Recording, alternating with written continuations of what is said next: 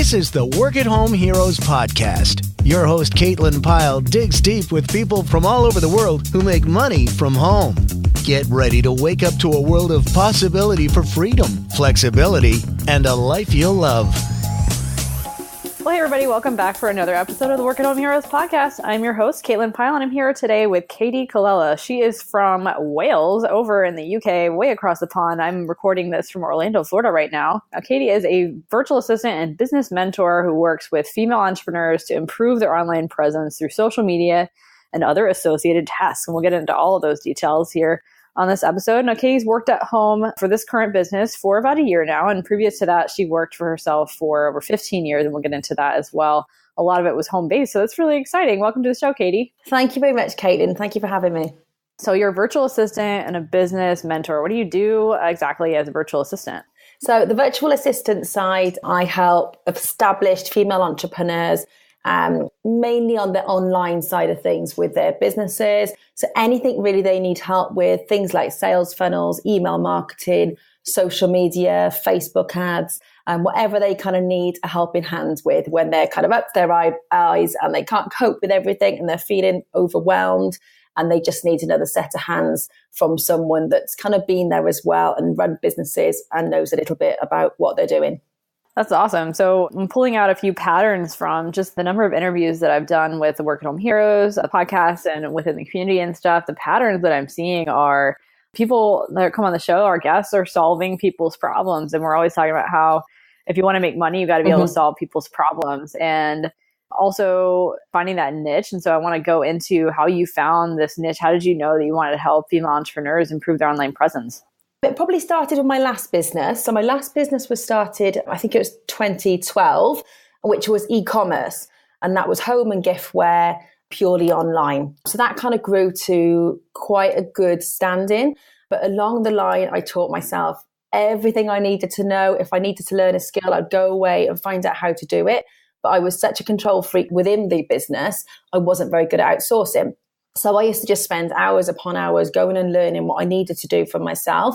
And it wasn't until the end of that journey that I started realizing how powerful it was to actually outsource and pay somebody who already had those skills to do something a hell of a lot quicker than I could go and do it and, start from scratch myself. When I decided to sell that business, I just thought there must be other entrepreneurs out there, that were in the same position as me, trying to do everything, being in that complete control freak phase and just not ever, wanting to give that part of their baby up. Because for most people, that business is their baby. They've started from scratch and really struggling to kind of give that power to somebody else and ask for that help. So just before I sold it, I started looking and thinking, there must be other entrepreneurs looking for this help and don't know how to get started. And at the time, I didn't actually realize a virtual assistant existed. I just kind of thought I had invented the whole concept. And then it wasn't until I started setting up the website and looking around that I realized that it did exist. And there are plenty of people looking for this help. And it was just a nice feeling knowing that I had that skill set. I'd done it myself. So I completely understood from their point of view how difficult it was to actually give up some of that work and hand it over to somebody. So I think the trust was there with a lot of people as well, because they knew I'd been doing it for myself, my own existing successful businesses for previous years as well. So I think that helped a lot for me.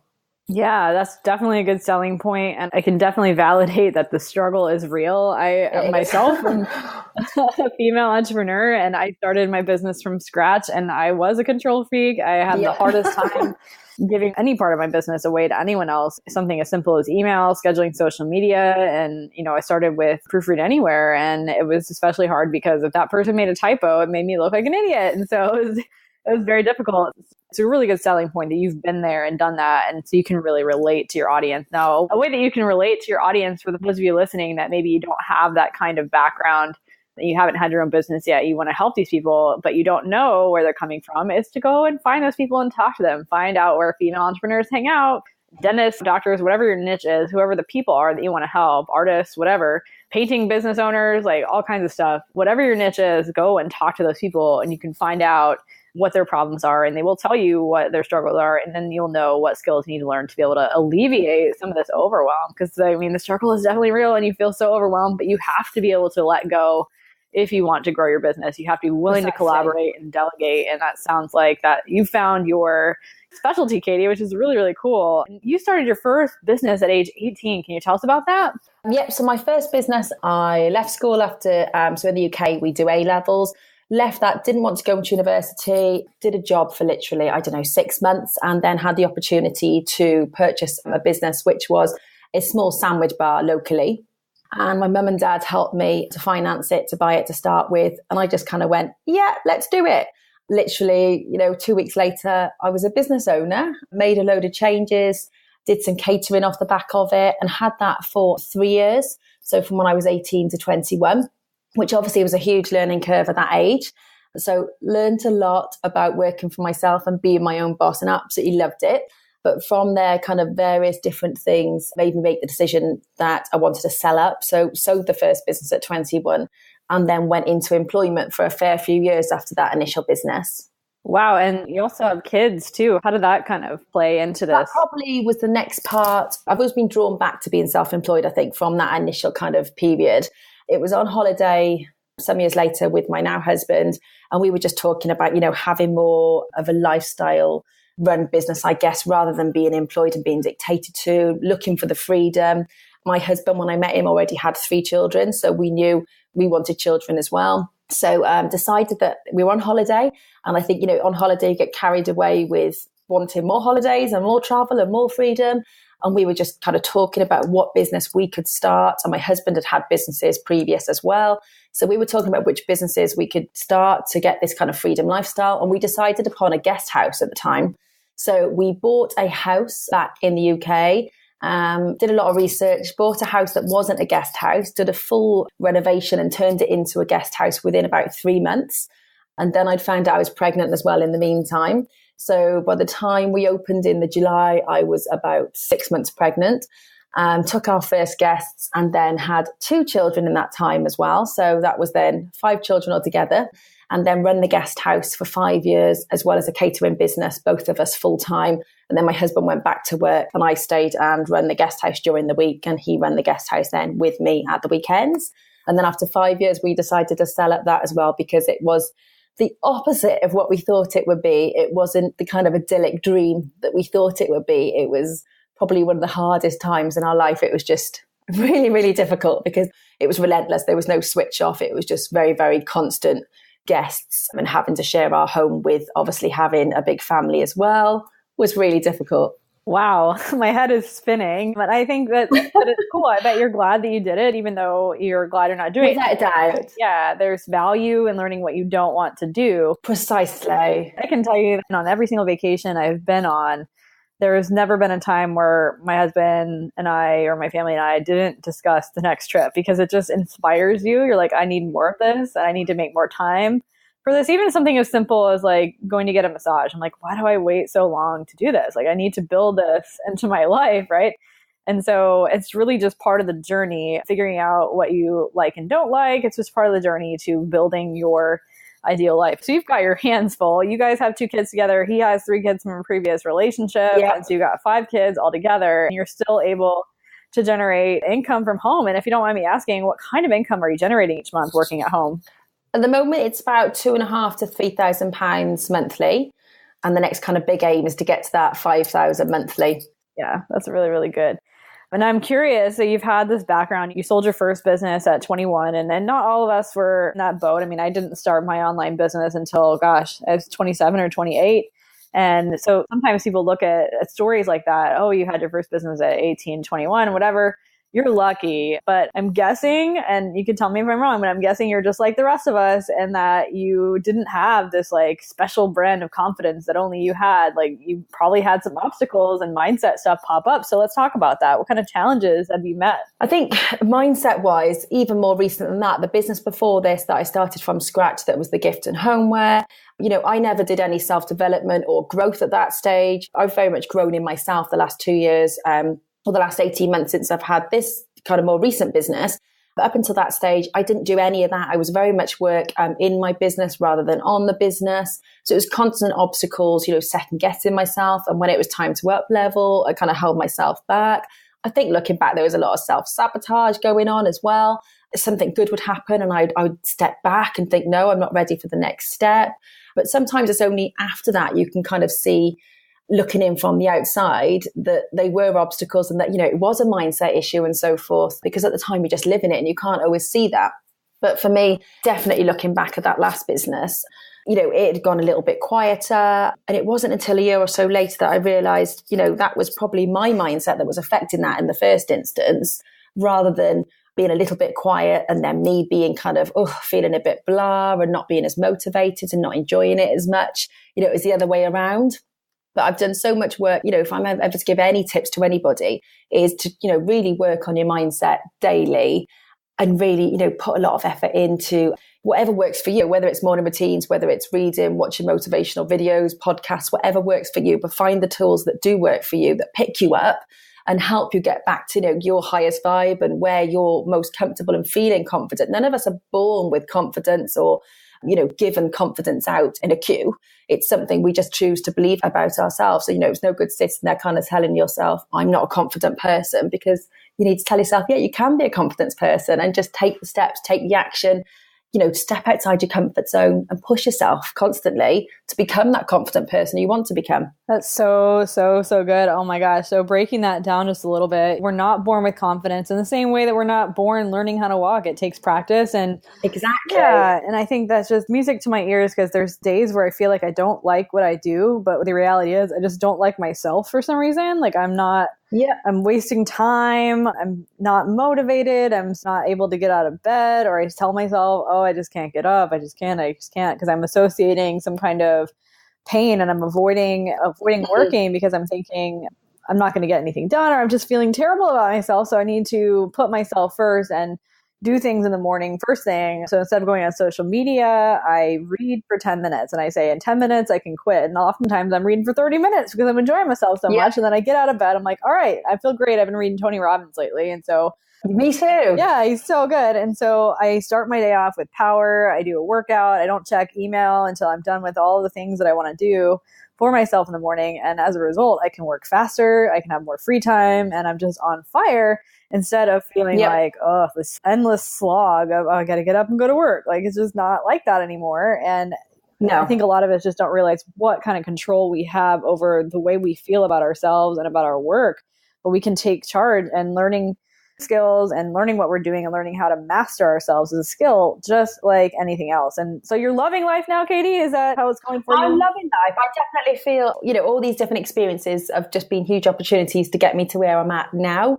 And it's difficult, again, to see that along the way, isn't it? Sometimes, you feel like things are hard, but actually they're all putting you on the right path to where you want to be. And I absolutely love what I do.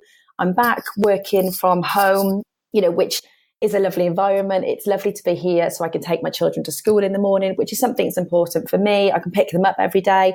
I can take them to the after school activities. I can work my life, my work around the children to a certain extent. I can take holidays and travel when I like. Again, I can take the laptop if I need to do some work and work from, a beautiful holiday apartment, or I can choose to just switch off for a few days and make sure I get the work done around it. And I just think it's life on your terms when you get to this stage where you've been able to work from home.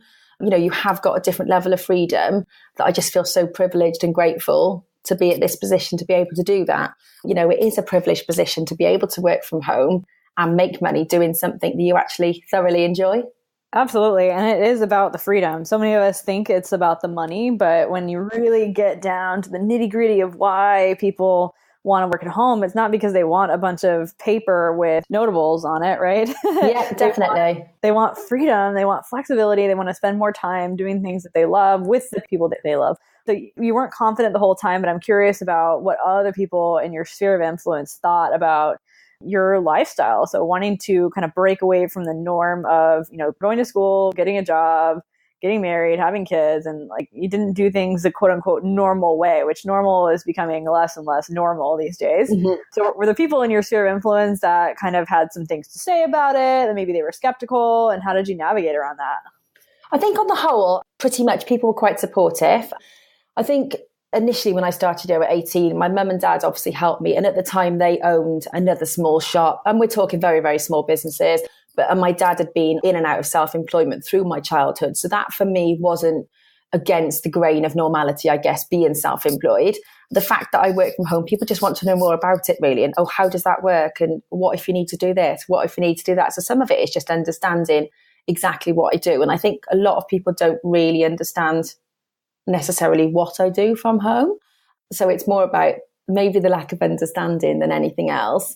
But a lot of people, I think, are actually thinking, wow, I wish I had that flexibility and the freedom, like we said themselves, because obviously a lot of people in employment can be quite dictated to, and you just haven't got the freedom to do it your way.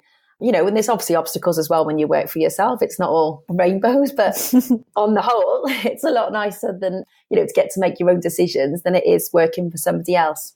Absolutely. And you bring up a good point, and a point that a lot of other guests have brought up, and we touched on this quite a bit, and it helps people feel better, because when there are people in your life that are saying negative things, it's because they don't understand. And so if we put ourselves in their position and we know that they don't get it, then their opinion and then maybe whatever mean things they say, if they say negative or doubtful, skeptical things that maybe would take the wind out of your sails, if we know that they're coming from a standpoint of they just don't get it, then it doesn't have so much power over us. And so we get it. We know what we're doing. Precisely. Yeah, use that as fuel and just do your thing, because when they do get it, then everything changes. I mean, my in-laws, when we told them we were going to go take our online business to South America for a year, my mother-in-law cried, and my father-in-law said, well, if you want to go waste a year in South America, be my guest. Because they were like lovers of the corporate world. They built their wealth by saving every penny and working hard at the same company for 40 years, which just doesn't happen, and definitely does not speak to me, nor does it speak to my husband. Not something that we wanted to do. But they had the negative things to say because they just didn't know what to make of what we were doing, because they'd never seen it before, and they were fearful and they didn't get it. And now that they do get it and they see that we've been successful, way more successful than they were at our age, they're like, okay, we're super proud of you. They brag about us all the time and they're not worried anymore. And so you just got to keep doing your thing, and nobody knows you like you do. And so you guys listening at home, listening to this right now, if you've got negative voices in your life, keep doing your thing unwaveringly. You know the answers, you know yourself, you know what you're seeking, and you can build that because it's real. And that's why we have this podcast, so I can show you, hey, look at all these real people in the world. Exactly. And then you can start showing the results, and people obviously have a different perspective there. And I mean, I am lucky. I've got the support. My husband's extremely supportive, but also it is so important to surround yourself with people who are supportive and are like-minded. So if you haven't got that at home, go and find that tribe of people that are supportive.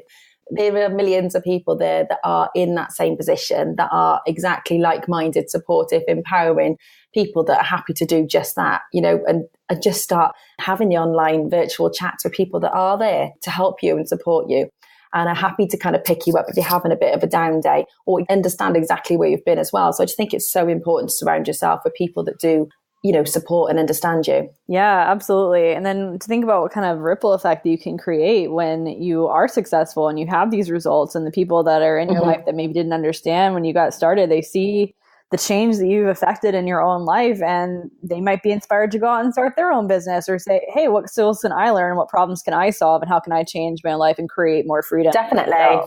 So Katie, what is your daily schedule like? How do you keep yourself on track all day so you can get the things done that you need to get done in your business? Super organized and super planned to start with. If I've got any one-on-one clients and so forth, try and get them booked in the beginning of the week so I know when all the calls are. Because I think it's far too easy as you're going through the week or through your day for clients just to say, oh, have you got a spare half an hour now? And, can you jump on now? You haven't always got that time. So anyone is going to need a catch up or a one-on-one, then I get those booked in first and foremost. Most of my clients are fairly flexible, because at the moment I'm doing half the business mentoring and half the VA in.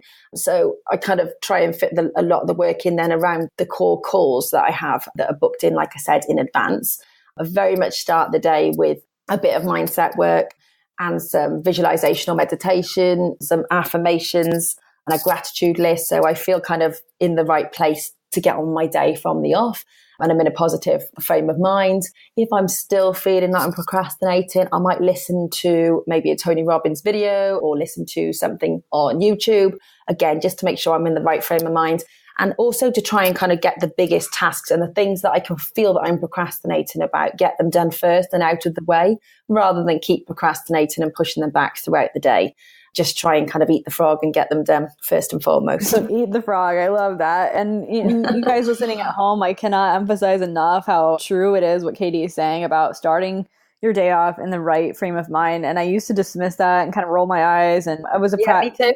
I was like a pragmatist, and I was like, oh, whatever, I'll just get up and get it done, but if you don't start doing the things you need to do in the right frame of mind, then you hate yourself the whole time. Like I used to get up and doing my workout was like the first thing I would do because I felt like I had to get it done. But when I didn't start the workout feeling good about myself and about what my goals were and just reaffirming that, then didn't start my day off correctly. But now I'm spending a little extra time in the morning, reading my Tony Robbins first thing, staying off social media, doing some deep breathing, and maybe, having a protein shake or whatever, and just taking care of myself and just not taking myself too seriously either. I think sometimes we think every move we make is a life or death experience, and it's just not, for most of us, not that way at all. And so we change our state. Tony Robbins calls it changing your state and recognizing what power we have to. If you wake up in the morning and you just feel like garbage, you can either decide you're going to feel like garbage all day, or you can decide that you're not going to feel like garbage all day and do something to change your state. And so I've really been focusing a lot on getting that frame of mind because it creates that ripple effect throughout your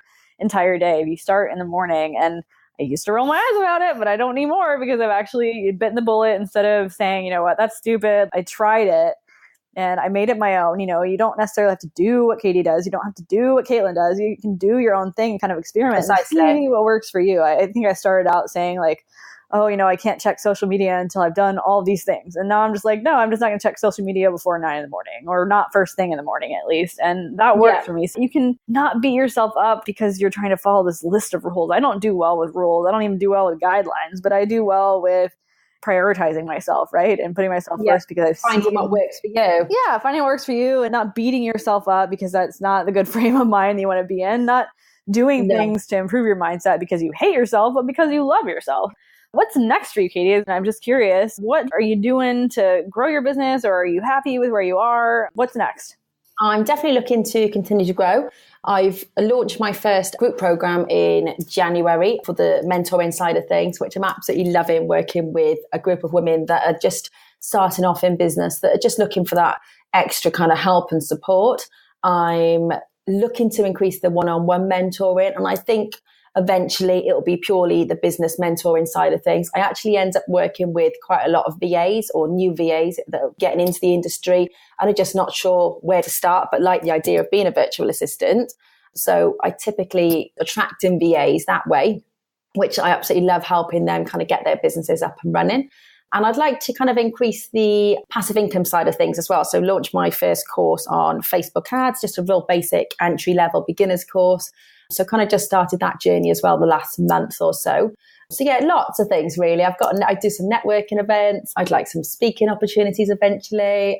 Loads of different things. I've always got so many different ideas. Yeah. And the important thing is that you're enjoying what you're doing. And I do. Yeah, I think that's really, really great. And the fact is, and I love the fact that you're helping new VAs, because every day there's more people starting businesses, and all those VAs that you're mentoring now, a year from now, they're going to be needing VAs. And so there's this continuing growth in the online business world where new people are entering, new people are growing, and then we're creating jobs for people is what we're doing as we grow as entrepreneurs. I started out as a one-person business, and then I expanded and I hired VAs, and I've got anywhere between 10 and 20 virtual assistants. We've had up to 30 team members doing various things and projects at some point, but I started with one. I was me. It was a one-man band, one-woman band, right? I think we all start that way, but we've got to work with people that work remotely in order to grow. We've got to let go of our need to control everything and do everything ourselves. Just because we can do everything ourselves doesn't mean we should. And I love that you're helping virtual assistants grow into what they can do to help other people take the load off and feel less overwhelmed so they can grow as well. Final question for you, Katie. It's a question I ask all of our guests at the very end, because I know there's somebody who's listened to this entire episode, and we've been speaking for over 20 minutes now, about 25 minutes. And there's probably somebody who's listened to this whole thing and they're like, you know what, like just too scared. I can't make this first step. They're just knocking themselves down before they even get started. They're scared. They just don't think it's going to work for them. Fearful. What advice would you have for that person, Katie? Probably just take that first step. And I know it's the most simple kind of advice you can ever do, but the amount of people that just procrastinate and don't actually start and say they're going to, don't take that step, is probably the majority of people. We've all got skills. We've all got things we can do.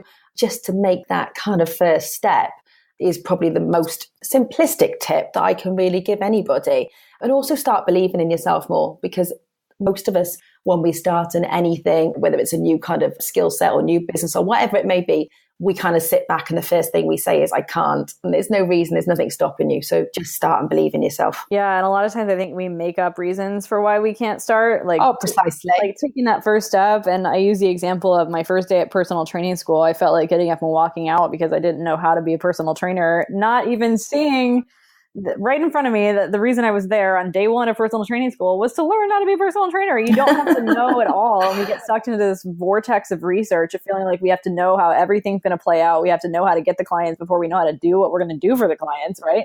Start with step one. You don't have to know everything ahead of time, and you'll get more confident the more you learn. But you've got to take that first step to learn the first thing. And it doesn't matter how big the step is. Like, most of our steps are, 8 inches, 9 inches. Take a tiny step forward. It is better than doing nothing. And then looking back on past you as future you, 5, 10, 15, 20 years from now, and wishing you had gotten started and wishing you hadn't been so afraid, because what could you have done in that time? A lot of us will overestimate, I think Tony Robbins says this, overestimate what we can do in a year. And so a year goes by and we're like, I'm not where I want to be. I quit. Like, this sucks. This doesn't work, or this scam or whatever.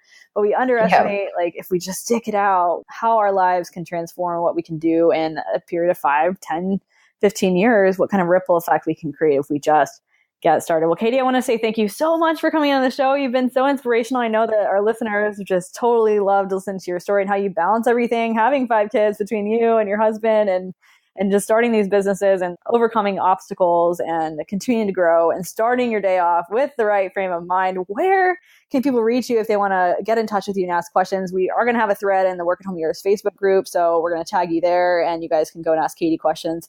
But where's your website? How can people find you online so they can get in touch with you? You can find me on the website is katiecolellasocial.co.uk, which is KatieCollella social.co.uk, and all my social links you can find there. So I'm all over the place, but yeah, you can find all the links on the website. Awesome. And we have all this in the show notes as well, you guys. So it'll be very easy to get in touch with Katie. Again, thank you so much for being on Work at Home Heroes. Thank you very much for having me. Take care. Well, thanks again for listening, everyone. I hope you got some value from this episode. There will be links in the show notes. As always, feel free to join our Work at Home Heroes Facebook community, where we discuss all the episodes in a dedicated thread. If you found this episode useful, or any of the past episodes, I'd love it if you would leave us a review. It will help us reach more people with our message and keep bringing you these success stories. Talk to you in the next episode. Thanks for listening to the Work at Home Heroes podcast with Caitlin Pyle. Be sure to listen to previous episodes at caitlinpyle.co/podcast. While you're there, read the show notes and check out all the great links and resources mentioned in this episode and more. You can also subscribe to the Work at Home Heroes podcast so you'll automatically be notified when our next episode is available. Remember, as Caitlin says, mo skills means mo money.